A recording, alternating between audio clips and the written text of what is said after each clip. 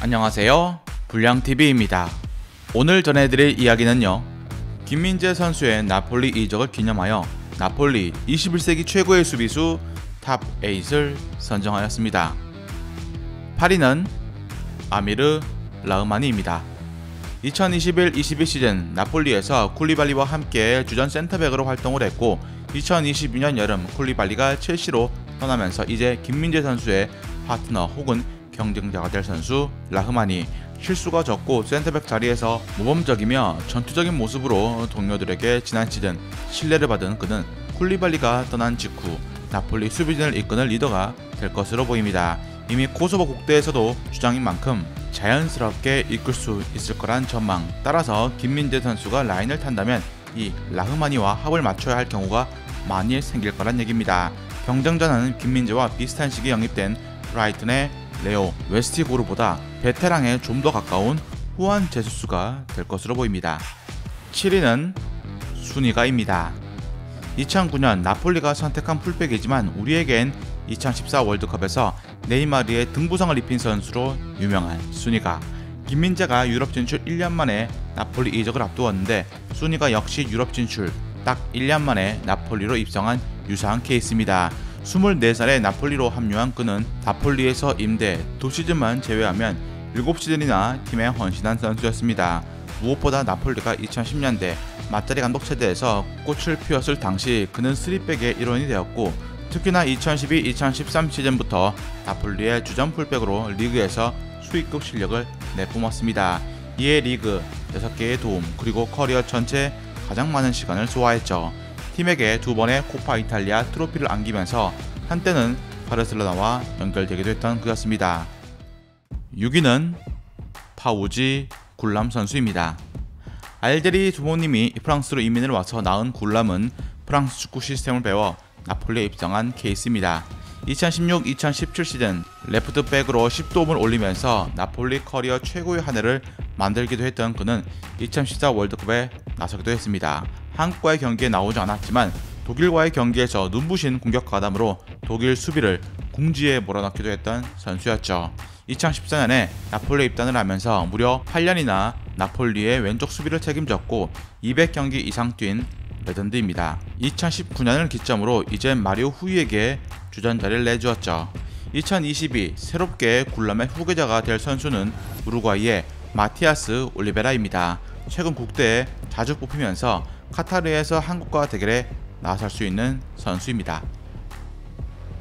5위는 라울 알비올입니다.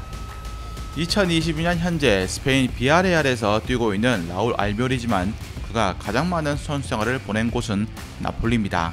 2013년부터 6년이나 팀에 헌신했고 특히 쿨리발리가 팀에 합류하기 전부터 수비의 핵심이라고 봐도 될 정도였고 2018년엔 1995년생으로 33살이라는 나이에 나폴리를 전반기 리그 최소 실점팀으로 이끈 알비올이었습니다. 어찌 보면 가장 많이 쿨리발리와 합을 맞췄다고 볼 수 있는 센터백이었고 나이로 인해서 선수 말년에 무릎 부상으로 고생을 하기도 했던 그였지만 나폴리의 수비 커맨더와 지능을 맡아주었던 라울 알비올이었습니다. 물론 완벽하진 못했지만 말이죠. 나폴리가 2016-2017 시즌 리그 90득점을 몰아쳤음에도 불구하고 우승을 하지 못했던 게 오락가락한 수비진의 폼이었습니다. 나이와 부상만 아니었다면 나폴리가 리그 3위가 아닌 우승도 노려볼 수 있었을 것입니다. 4위는 파올로 칸나바로입니다.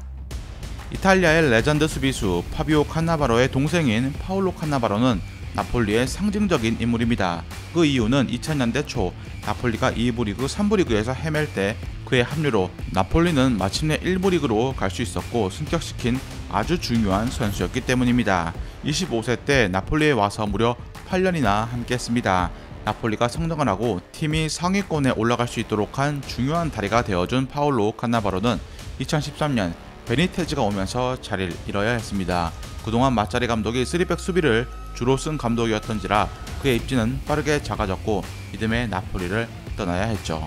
33살의 나폴리를 떠났으니까 나폴리에 와서 전성기를 모두 보냈다고 받을 정도로 나폴리의 레전드 수비수라 할 수 있습니다. 3위는 크리스티안 마조입니다. 나폴리에서 10년 이상 뛰는 건 거의 드물다고 볼 수 있는 가운데 10년을 넘게 뛴 선수가 있습니다. 바로 라이트백 마조. 2011년부터 2013년까지 세리에 A 올해의 팀에도 선정되었을 정도로 수비와 공격에 재능이 넘쳐났던 그는 마짜리 감독이 3백 수비에서 윙백을 공격적으로 쓸 수 있게 한 선수였습니다.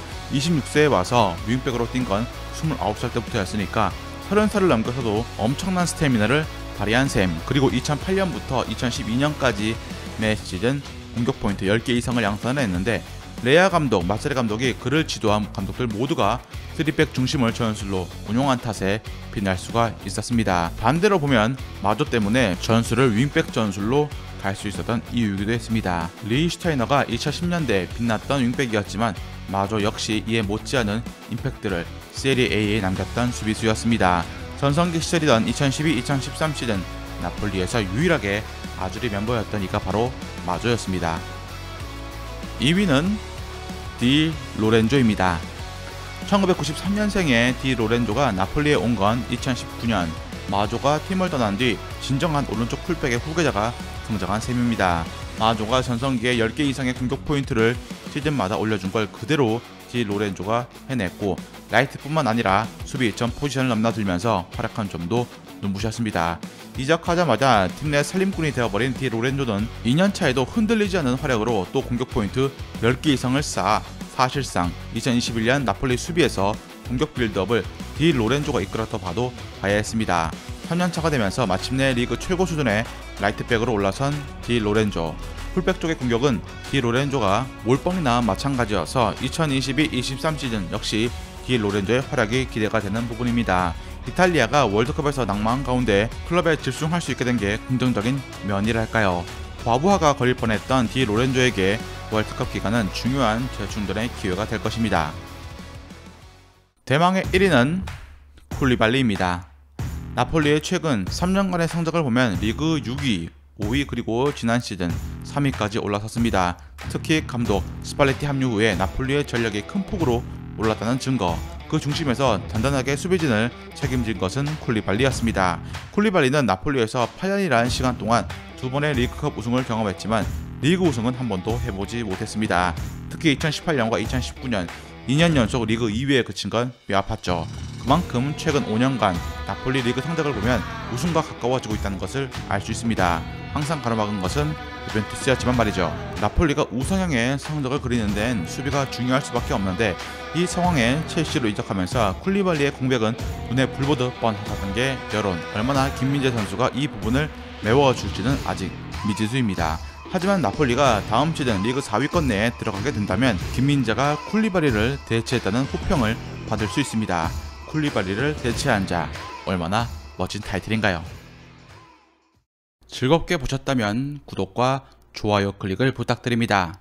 다음 이야기에선 날카로운 왼발킥으로 국가대표에서 눈부신 활약을 펼쳤지만 감독들의 호불호가 강하게 갈렸던 선수 한 분에 대해서 소개해드리고자 합니다.